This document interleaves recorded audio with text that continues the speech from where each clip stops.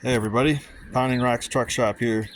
This is my 86 Nissan 720 King Cab. I guess I would call it a deluxe. And today I am working on, excuse me, I'll close this door, keep the puppy out. Working on the turn signals and the hazards.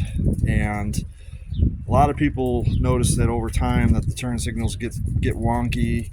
They kind of have to get this switch just in the right spot, and then the turn signals will kind of work, the switch won't work. And from what I've read, you can take this apart and there's some contacts inside that you can clean. So that's what I just did to this switch.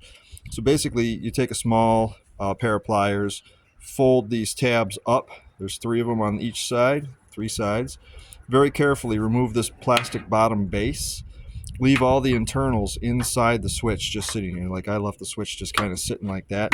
That way the actual button didn't pop out and I didn't have to worry about trying to figure out how it went back together.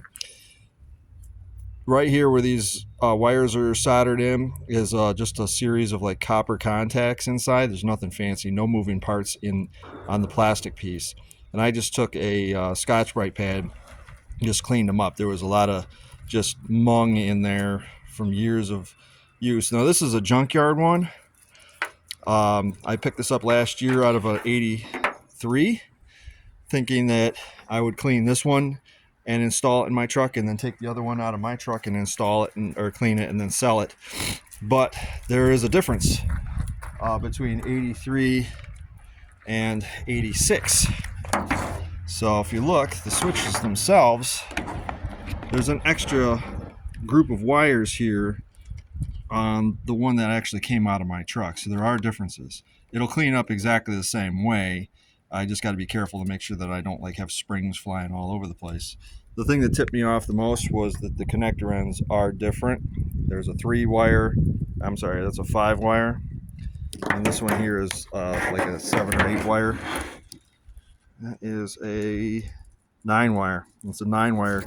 So this wouldn't work. This one here that I got from the junkyard would not work on this truck.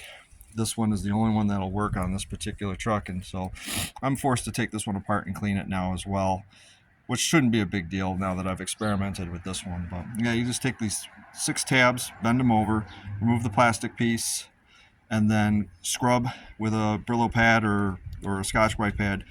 Scratch up the contacts inside here, and then just put it back together and fold these back over, and you should be back golden. Your turn signal should work again, and your hazard switch should be just fine. It's just over time there's a lot of corrosion that builds up in there, and it doesn't really have a sweet spot to connect in. So don't throw it out, clean it up.